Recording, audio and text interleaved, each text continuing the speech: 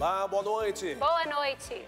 Rússia decide cortar fornecimento de gás para 2 países europeus. Restabelecer uma ponte forte entre jovens e idosos. Assunto do Papa Francisco na catequese de hoje. Santo Padre volta a pedir orações pelo fim da guerra na Ucrânia. E pede também que as armas fiquem em silêncio e que os que têm poder de parar a guerra ouçam o clamor da humanidade. Ano jubilar missionário e Congresso Eucarístico Nacional. Temas debatidos pelos bispos em Assembleia Geral. Câmara dos Deputados aprova a emenda que proíbe pagamento no despacho de bagagens. Celebração da missa marca retorno dos trabalhos presenciais no Congresso Nacional. Capital Mineira anuncia a liberação do uso de máscara em ambientes fechados. Perseguir alguém no mundo físico ou virtual é crime previsto em lei. Em um ano, a prática conhecida como stalking registrou mais de 3.000 casos em todo o Brasil. Judeus recordam vítimas do Holocausto. E os 50 anos de uma iniciativa voltada para ações da igreja no Brasil. O Canção Nova Notícias começou.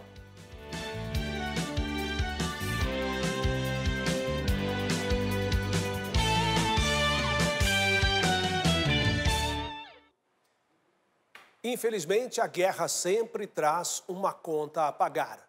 Todos perdem nos confrontos entre russos e ucranianos. A guerra é sempre a derrota da humanidade, como afirmou recentemente o Papa Francisco. A falta de um acordo de paz tem como consequência a perda de vidas. Ontem, a Rússia anunciou o corte no fornecimento de gás a 2 países europeus. Hoje, a presidente da Comissão Europeia, Ursula von der Leyen, disse que os países membros preparam uma resposta coordenada aos russos. A empresa russa Gazprom cortou ontem o fornecimento de gás à Polônia e à Bulgária, pois os 2 países se recusaram a pagar o serviço em rublos, moeda russa.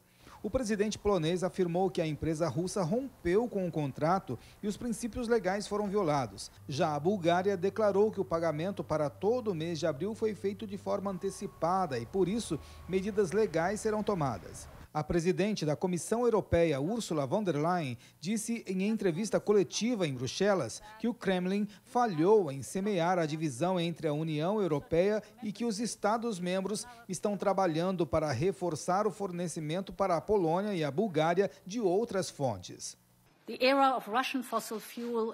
A era do combustível fóssil russo na Europa está chegando ao fim. A Europa está avançando em questões de energia, afirmou a líder europeia, para quem a Rússia prejudica sua própria economia, porque está cortando receitas importantes. Numa tentativa de apoiar os produtores e exportadores ucranianos, o bloco europeu propôs hoje suspender por 1 ano a cobrança da tarifa de importação sobre todos os produtos ucranianos para a União Europeia. Antes de entrar em vigor, a proposta deve ser aprovada pelo Parlamento Europeu e pelo Conselho da União Europeia. No conflito entre russos e ucranianos, explosões foram ouvidas em 3 províncias russas, na fronteira com a Ucrânia. Sem assumir diretamente a responsabilidade do ataque, um dos assessores da presidência ucraniana afirmou que quando um país decide atacar o outro, mais cedo ou mais tarde, as dívidas terão que ser pagas. Já o secretário-geral das Nações Unidas, Antônio Guterres, depois de visitar a Rússia ontem, viajou em missão de paz a Kiev, onde se encontrará amanhã com o presidente Volodymyr Zelensky. A ordem das visitas, de acordo com a ONU, foi uma questão de logística.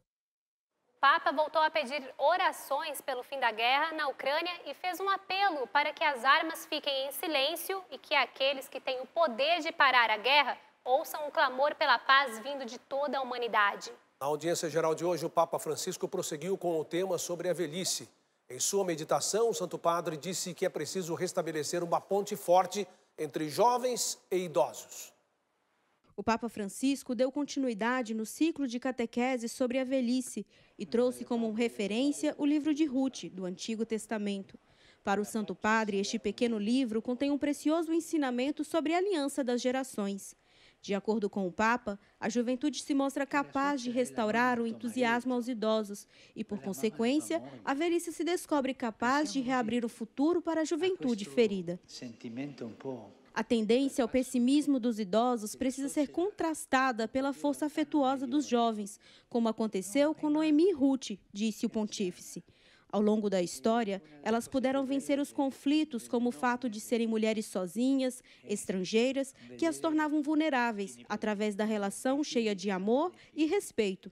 Francisco destacou: a iniciativa dos mais novos auxilia os mais velhos a assumirem com alegria o seu papel na nova geração.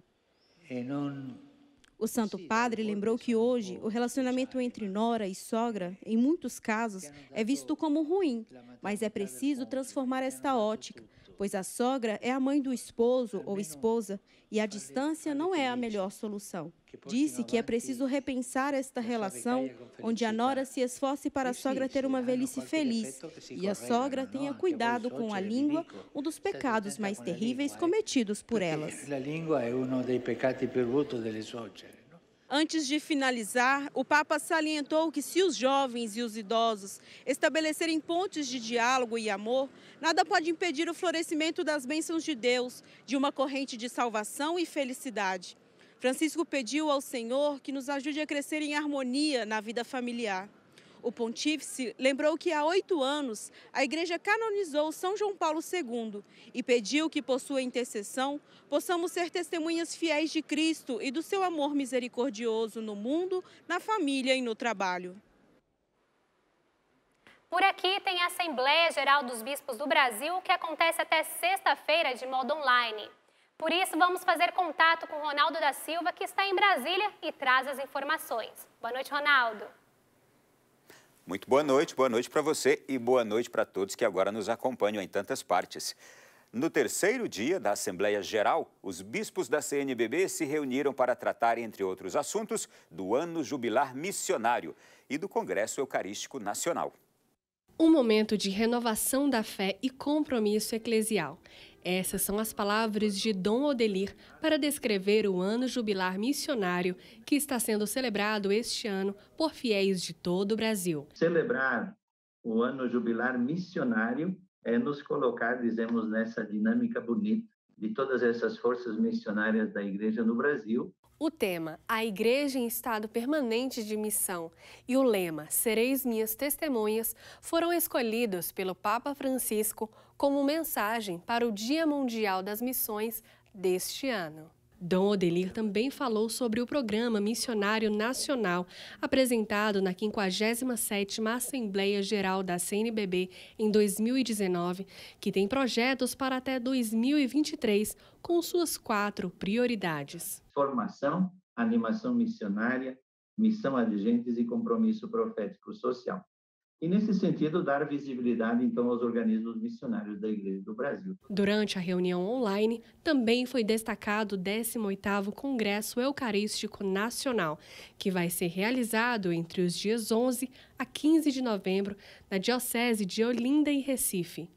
Com o tema Pão em Todas as Mesas, o Congresso vai contar com palestras, celebrações e exposições, além da Casa do Pão, dedicada à acolhida e apoio a pessoas em situação de vulnerabilidade. Para ter, então, uma estrutura realmente favorável para reunir ali todas as atividades sociais, sobretudo voltada para o pessoal de rua, os moradores de rua. Missionariedade e evangelização foram palavras-chave do terceiro encontro virtual desta Assembleia Geral, que prossegue amanhã com mais debates sobre assuntos pertinentes à Igreja do Brasil.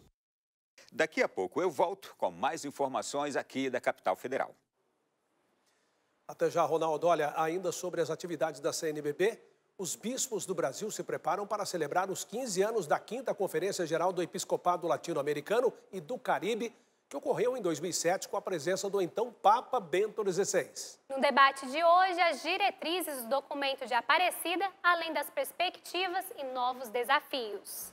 Conhecido como Documento de Aparecida, ele trata de diversos temas de interesse dos católicos, como a família, a evangelização no século XXI, a dignidade humana, as relações entre igreja e sociedade globalizada e diversos outros pontos, todos com um caráter missionário.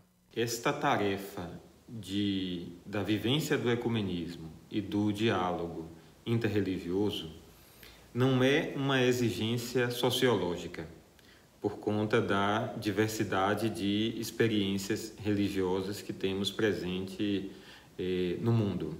Não. ela é uma exigência evangélica. Representantes do INAPAS, organismo técnico de assessoria teológico-pastoral da CNBB, apresentaram esta semana, em sessão da Assembleia Geral, uma análise da conjuntura eclesial. O texto foi intitulado Aparecida 15 anos depois, Contribuições, Perspectivas e Desafios. O desafio da formação, porque a gente precisa ser melhor formado para essa experiência do diálogo ecumênico interreligioso, e a experiência do desafio de lidar com o pentecostalismo, que tem crescido muito. Mudanças e atualizações que serão debatidas ao longo do ano. Em maio, a CNBB terá 2 atividades no Santuário de Aparecida, que sediou a Conferência Latino-Americana há 15 anos. Já em setembro, deve acontecer um seminário, com reflexões conduzidas pelo INAPAS e institutos teológicos das universidades católicas do Brasil. Entendo que a gente precisa encontrar a traduzibilidade para poder fazer com que esta mensagem belíssima que nos propõe recomeçar a partir de Jesus Cristo, a vivenciar a alegria de ser discípulos e missionários, ela possa alcançar as novas gerações e penetrar nos novos ambientes antropológicos que foram se consolidando ao longo do tempo, como, por exemplo, o contexto das mídias sociais. O retorno dos trabalhos presenciais no Congresso Nacional foi marcado com uma missa, celebrada hoje pelo padre Roger Luiz, da comunidade Canção Nova. A celebração eucarística começou às 8 da manhã e marcou o retorno dos trabalhos presenciais da Frente Parlamentar Católica na Câmara dos Deputados. O convite foi feito pelos membros do grupo de oração que funciona na casa. Padre Roger Luiz, presidente da celebração, destacou a importância da presença cristã no parlamento. É de suma importância reunir para rezar e para incentivar também, os parlamentares a continuarem firmes na luta, os servidores que aqui trabalham, os assessores. Então foi um momento de muita graça, a Santa Missa, onde nós pudemos juntos rezar e colocar tudo isso na presença do Senhor. O grupo de oração Helena Guerra se reúne todas as quartas-feiras na Câmara dos Deputados. É um momento de oração pelo país e também uma forma de fortalecer as pautas da Frente Parlamentar Católica. Para um dos idealizadores do grupo, deputado e compositor católico Eros Biondini, o momento de oração é fundamental para os trabalhos no parlamento. Uma celebração dessa, com certeza, traz bênção para a Câmara dos Deputados, para cada um de nós, fortalece aqueles que estão fracos, traz luz para o nosso trabalho, traz alegria e paz, para um ambiente que tanto precisa disso para bem funcionar. O deputado Francisco Júnior, presidente da Frente Parlamentar Católica, lembrou que a Eucaristia é um guia para a defesa dos valores da vida e da família brasileira. Muitas vezes as pessoas ficam até surpresas, mas celebrar uma missa dentro do Congresso, pode misturar? E eu quero saber e pergunto, devolvo a pergunta, onde que Jesus não cabe na nossa vida? É ao contrário, nós precisamos trazer a presença de Deus, a presença eucarística, para termos condição de defendermos os verdadeiros valores e pilares da sociedade.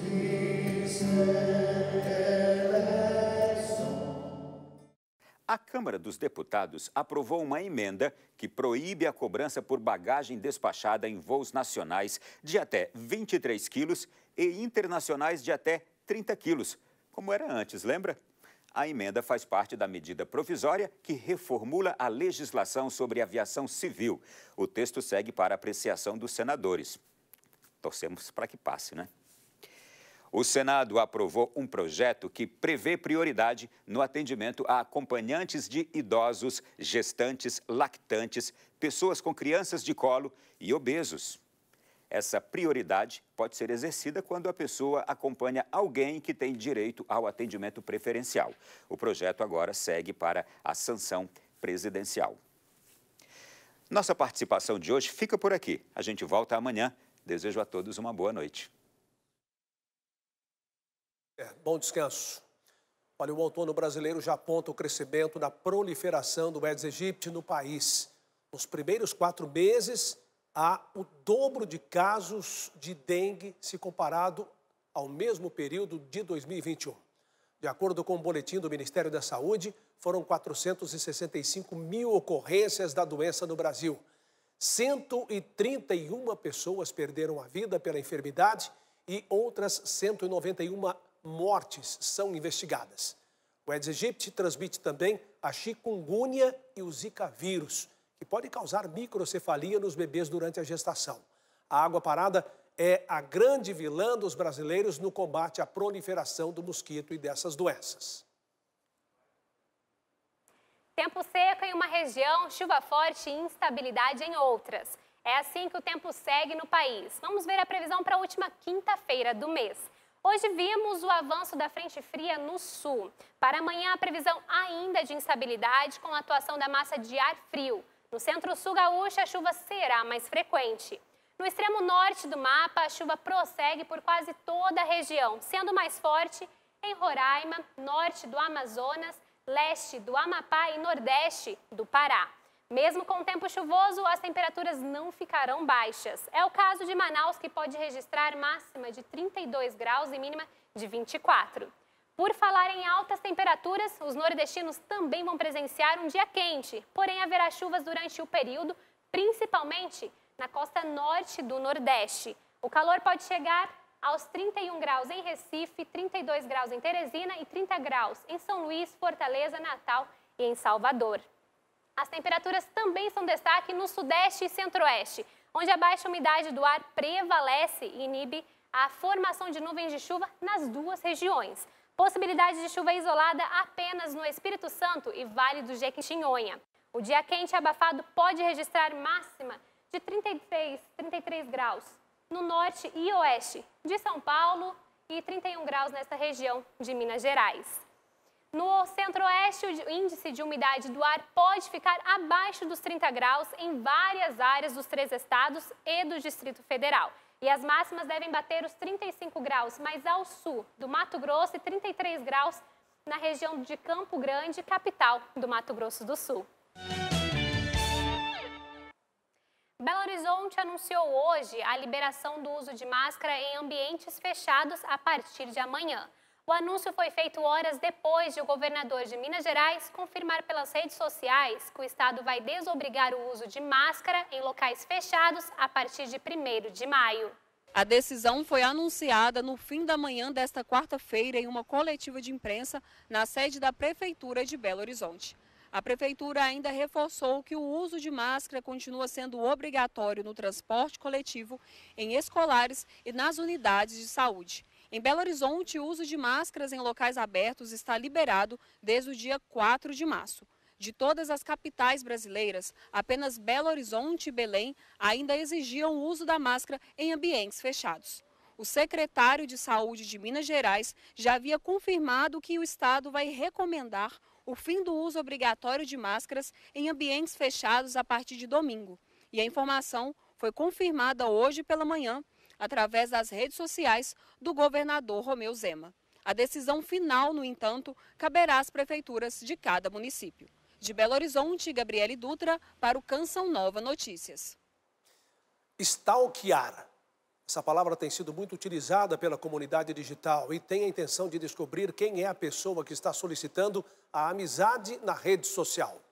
Mas é preciso ficar atento.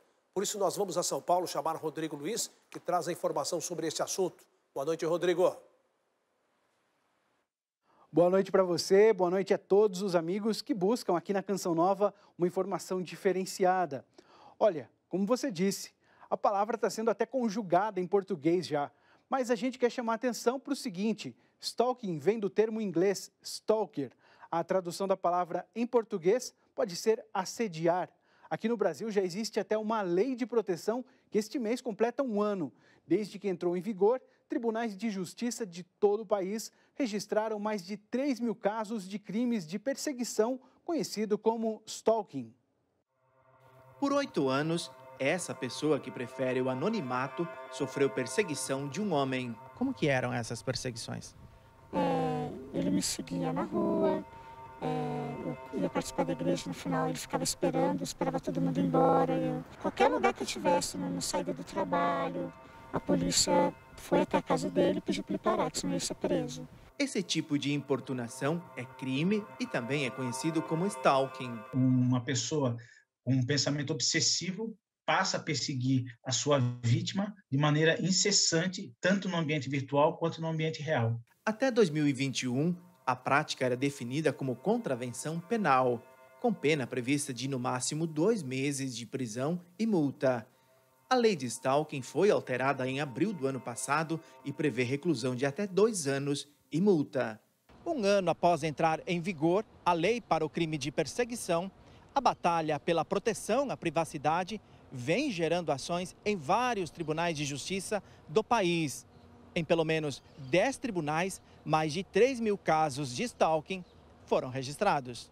Levantamento feito pela reportagem revela que o Rio Grande do Sul é o estado com o maior número de casos, 1.378. Em seguida, aparece o Ceará, com 543 casos. Em Mato Grosso do Sul, foram 304 ações ajuizadas contra o crime de perseguição.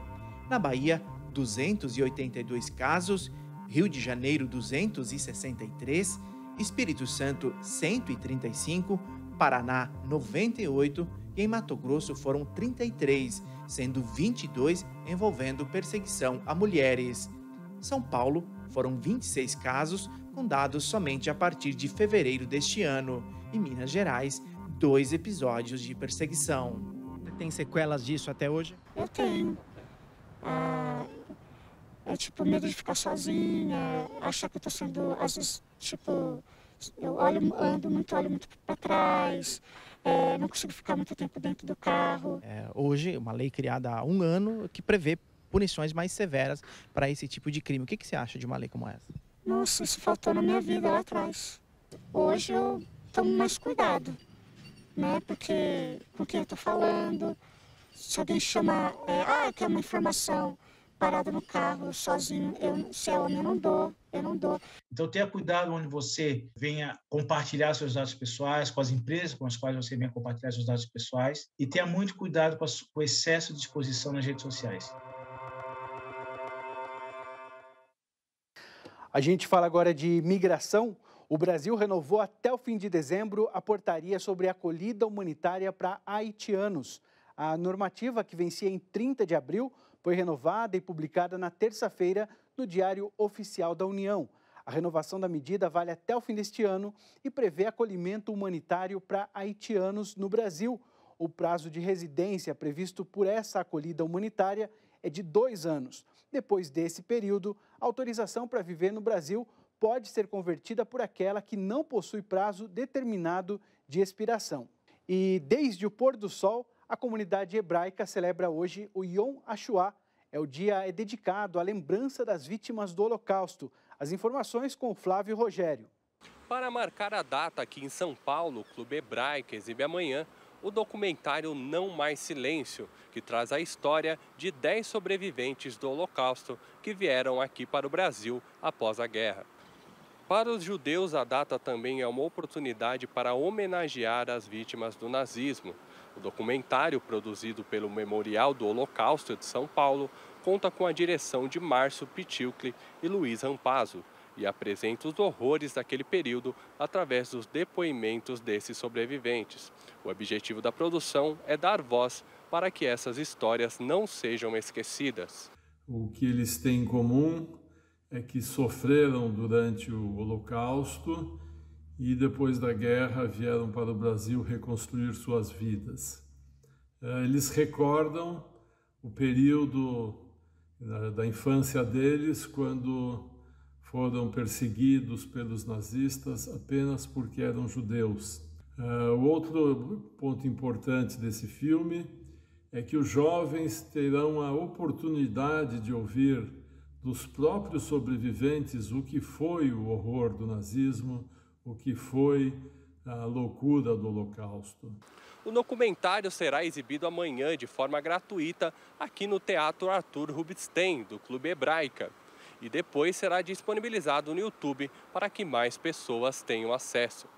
Flávio Rogério, de São Paulo, para o Canção Nova Notícias. Uma informação agora sobre a Vitória da Vida. Durante a Quaresma, nós mostramos aqui no Canção Nova Notícias a iniciativa 40 Dias pela Vida. Ao final da ação, 455 bebês foram salvos do aborto. A campanha se estendeu do dia 2 de março a 10 de abril por meio de conscientização e oração diante de clínicas de aborto. O movimento, que acontece há 15 anos, ajudou a salvar cerca de 20.700 bebês. 229 funcionários desistiram de atuar no ramo e 114 centros de aborto foram fechados. A iniciativa envolve mais de 1.000 cidades de 63 países, incluindo o Brasil. Hoje lembramos o dia da padroeira das domésticas, Santa Zita. Nossa equipe visitou uma paróquia dedicada a essa santa aqui em São Paulo. Aos 9 anos, Maria Selma já era empregada doméstica, mas não desistia de mudar seu futuro. Aos 12, iniciou os estudos, mesmo trabalhando, e aos 15 conheceu uma intercessora que levaria para toda a vida, Santa Zita. Mais tarde, quando ficou desempregada por 3 anos, recorreu à sua intercessora e recebeu milagres. Milagrosamente, por 3 vezes, apareceu o recibo do meu aluguel debaixo da minha porta. Até hoje eu não soube quem foi que pagou o aluguel. E um dia eu estava desesperada porque não tinha o pão para o meu filho no outro dia. Eu, mais uma vez, pedi para ela e no outro dia, milagrosamente, apareceu na minha janela aquilo que eu havia pedido. Santa Zita foi doméstica por 30 anos em Lucca, na Itália, e compartilhava o pouco que tinha com os mais necessitados. Certa vez, ao levar escondido pães aos mais pobres, foi flagrada por sua patroa. A patroa lhe pergunta o que ela carrega. Ela diz que são flores, e Deus, em seu amor e misericórdia, concede essa graça a Santa Zita. A hora que ela abre o avental, o chão se enche de rosas. Assim como Maria Selma, muitos fiéis chegam aqui à paróquia de Santa Zita e Nossa Senhora dos Caminhos com milagres atribuídos à padroeira das domésticas. E este ano, a festa de Santa Zita terá uma bênção especial, a do vitral dedicado à santa. O vitral será abençoado por Dom José Pierozan, bispo auxiliar de São Paulo. Em gratidão a Santa Zita, todos os anos ela tira férias em abril para se dedicar à decoração da Festa da Santa na Vila Maria, em São Paulo. Eu faço toda a parte da decoração da paróquia e neste mês é dedicado toda a Santa Zita. As minhas férias são dedicadas à Santa Zita em agradecimento por tudo que ela já fez por mim. Santa Zita mostra a dignidade de ser santa nas pequenas coisas, que possamos com ela também amar as mulheres que cuidam do que nos parece ínfimo, pequeno demais, mas tão necessário. Parabéns a todas as domésticas, a todos os empregados domésticos. São essas nossas informações aqui da capital paulista. Amanhã, logo cedo, você acompanha as principais notícias do dia após o programa Sorrindo para a Vida, na edição da manhã do CN Notícias. Boa noite para vocês. Obrigada, Rodrigo. Boa noite para você também. Até amanhã. São boas ações que ajudam a multiplicar o bem. A obra Canção Nova é mantida por sócios, amigos e benfeitores que fazem a diferença na vida de muita gente. A construção de um mundo melhor passa pela ação de pessoas como você.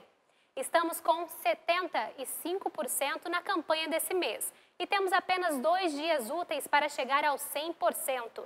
Acesse clube.cançãonova.com e faça sua doação. Se preferir, doe pelo Pix com a chave pix.doação@cançãonova.com. Obrigada por sua generosa contribuição. Olha, você já ouviu falar do projeto Igrejas Irmãs? A iniciativa completa 50 anos em 2022, com muitos frutos para a igreja no Brasil.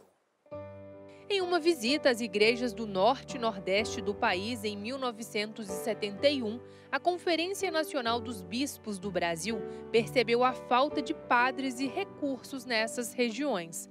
A resposta veio no ano seguinte, quando uma diocese do sul do Brasil enviou missionários para esses locais. E esse é o convite, aqui dentro do Brasil, que cada diocese possa ser irmã de outra, e essa riqueza mútua. Nascia assim o projeto Igrejas Irmãs.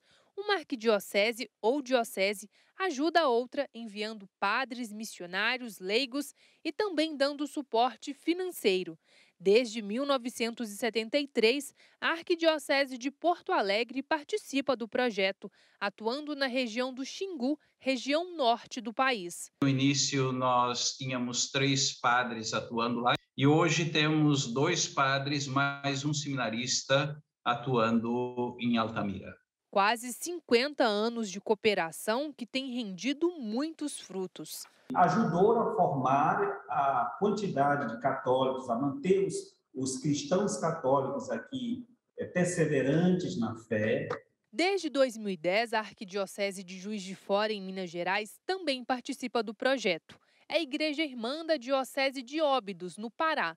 Atualmente, a paróquia São Martinho de Lima está sob a responsabilidade da Igreja Mineira. Para lá nós enviamos sempre o pároco. O padre da paróquia é um padre de Juiz de Fora. Vai o padre para um tempo maior e vão os padres que vão sendo ordenados, os padres jovens, todos eles dão ao menos 6 meses de trabalho missionário lá junto dessa paróquia de São Martinho de Lima. A paróquia tem padre Leonardo como pároco. Ele é da Igreja Mineira, mas boa parte do seu ministério sacerdotal é exercido no município paraense. A paróquia nossa hoje tem 41 comunidades, mais 8 áreas de missão. Ao todo são 49 áreas, né? Nós assistimos. A quantidade já é bastante, comparando com a realidade do Sudeste. Mas, além da quantidade, tem a questão também da dificuldade de chegar aos lugares. Hoje, a paróquia consegue, aqui no nosso caso aqui, a gente consegue atender as comunidades uma vez por mês, o interior nosso. Olhando a nossa região, a atual realidade, até que é um grande avanço, porque aqui na diocese, as demais paróquias, a grande maioria atende as comunidades no interior uma vez por ano. Mesmo com tantos desafios, a cada visita, Padre Leonardo encontra exemplos de um povo sedento por Deus. Perguntei, olha, aqui para vocês falta o quê? Claro que eu perguntei, já imaginando que ela ia responder no meu olhar sulista, né? O que eu esperava de resposta. Que ela falasse que falta uma melhor casa, que falta móveis, que falta energia, que falta comida, educação, né? Eu esperava escutar um pouco isso, né? Mas aí, para minha surpresa, ela vira e fala, olha, padre, na verdade aqui o que faltava era a igreja. Agora o senhor está aqui. Entre as 277 igrejas particulares do país, 54 participam do projeto Igrejas Irmãs. Convite que se estende a todas, para mais igrejas em saída, que colhem como fruto o renovar da missão. Reveja as reportagens já disponíveis no site noticias.cançãonova.com. O Canção Nova Notícias fica por aqui. Assista daqui a pouco, às 8 horas, a adoração ao Santíssimo Sacramento e logo depois a transmissão da missa do Clube da Evangelização, direto do Santuário do Pai das Misericórdias. Uma ótima noite a você. Boa noite. Paz para você.